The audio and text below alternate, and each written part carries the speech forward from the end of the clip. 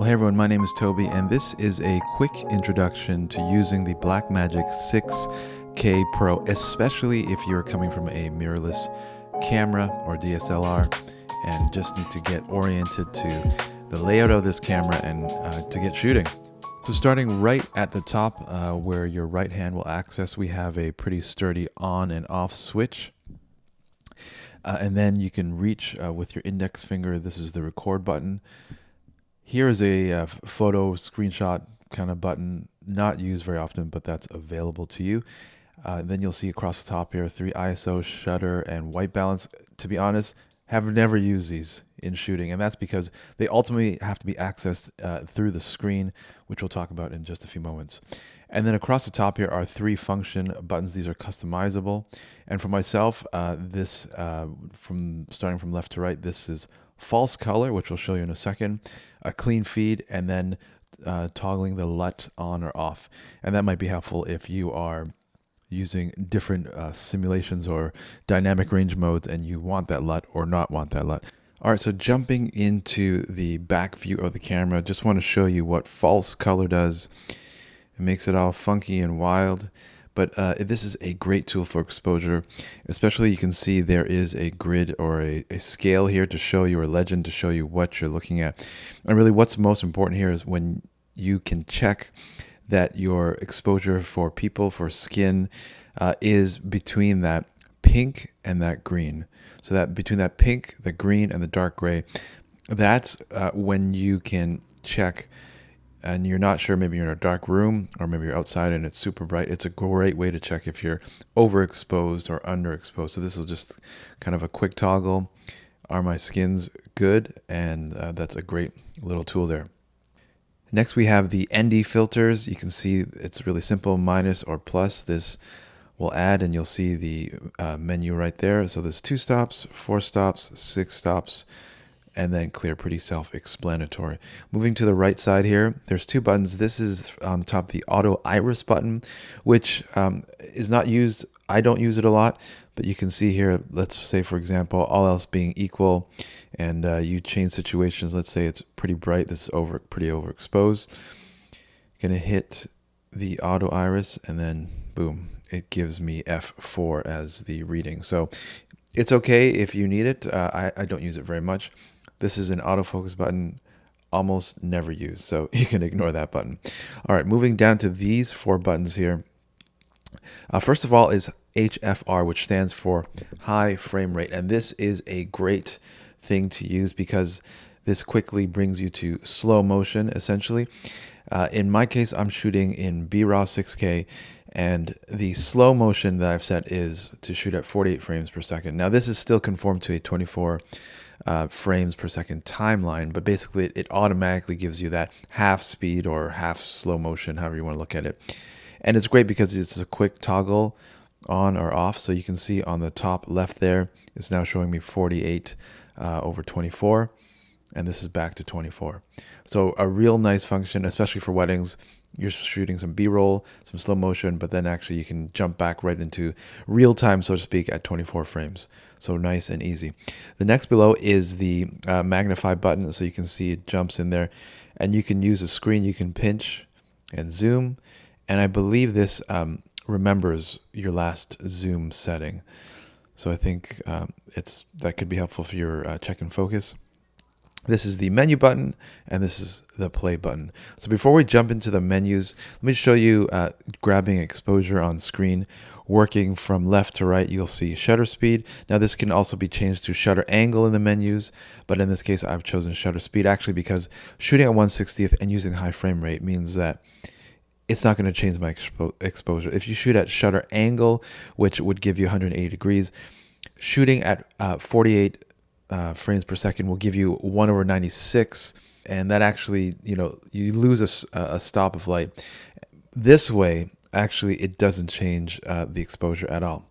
So I've chosen shutter speed instead of shutter angle. Next is iris or aperture, and this is where you can see where ultimately, unless the aperture, you have a dial on your lens, this is where you're going to do it, which I would say is both good and bad. I mean, You can slide it, you can tap these. It is something to get used to dial in to where you want. Likewise, you can see ISO here. Now, it's really important if you're shooting in RAW, in B-RAW, and this is the first time that you understand that there are two groups of ISO. So there is 100 to 1000 and then 1250 to 25,600. That's important because in B-RAW, as you can see here, we are in B-RAW, in Blackmagic RAW, that these are unique sets that you can adjust in the software in DaVinci Resolve, but you cannot exceed or jump to a different set. So if, for example, I set my ISO to, let's say I set it to 1000 ISO, and actually I happen to still be underexposed. So let's say I'm at ISO and I'm still underexposed. Well, I'm thinking, okay, I can bring that into the software. I can push that up. Actually, I will not be able to increase the ISO in the software, in the raw footage, because I'm at the top of that range. Rather, if I shoot at 1250, I'm then actually at the bottom of that range. And then in the software, I have a lot more room to push. All that means is when you are shooting in daylight and well-lit environments, typically it's recommended to be shooting at ISO 400 because that is the native ISO, and it gives you latitude, it gives you room to, if you're overexposed, to bring the ISO down. If you're underexposed, to bring the ISO up all the way to 1000. Likewise, shooting at night, 3200 is the next native ISO, and you can move within that range. So that's really, really important if you are shooting RAW, to know that there are two different ranges. The next is white balance here, and also you can see tint. One thing to note in these presets, we can see, sun, tungsten, or so forth, that in daylight, which is 5600 Kelvin, which is fine, they do automatically have this setting on tint that is a little shifted towards red. So if you don't want to deal with that, you can go ahead to custom white balance, keep your tint at 0, and then drag that back and forth. But this, again, if you are shooting RAW, it's pretty flexible, and you can adjust that within DaVinci Resolve in post. All right, next, let's jump right into the menus, which is this 3-line hamburger button. You can see this is a pretty straightforward layout. You can see the tabs on the top, and then within that tab, you'll notice on the bottom, these dots correspond to the number of pages that are within that tab. The record one is probably well, maybe all of them actually are ones you'll deal with. The record one is just to make sure that you are, in fact, shooting in the codec or in the flavor you want. In my case, it's Blackmagic RAW. 12:1, especially for weddings, having the RAW capability, but actually needing to shoot for a long day. This is perfectly fine. And in fact, you can shoot this on SD cards that at a V30 rating. So that's really good. On the second page of this record menu, you can see this is your dynamic range setting. Film is basically your log, or the setting with the most dynamic range that you would grade from. You can see project frame rate. Now, usually I'm pretty much set to 24, but there's options there. Then you can see this is where you can set your off-speed frame rate, your slow motion.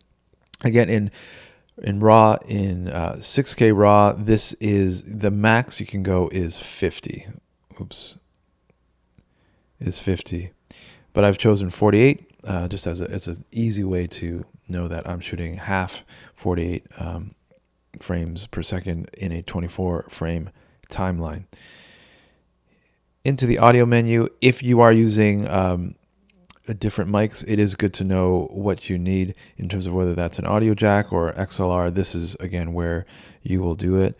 And this is pretty much, I think if you are just shooting, this is what you need to know to make sure you, in the record menu, that you are shooting in the codec and quality that you want. The only other thing to note for Blackmagic RAW that I would find useful is that if you do jump to 2.8K, which is also a different Aspect ratio 17.9. It is still Blackmagic RAW, but it is very cropped. But here you do have the option in slow motion to go all the way to 120 frames. So that's, if you're looking to do that, it'll be quite cropped, but it's there. And for me, the quality still seems very good. But cropping on your sensor can just sometimes be quite a change, and so not as useful. Otherwise, for me, I'm in Blackmagic RAW at a constant bit rate, 12:1, 6K, and for our off speed, we are at 48. Hitting menu will bring us out of the menu, and that's it. That's your overview. Well, hey everyone, thanks for watching. Again, if you have any other questions about getting to use the 6K Pro, for myself, I'm using it for weddings, for pretty much everything I do, and really enjoying using B-RAW. If you have any questions about that, please let me know. Thanks for watching.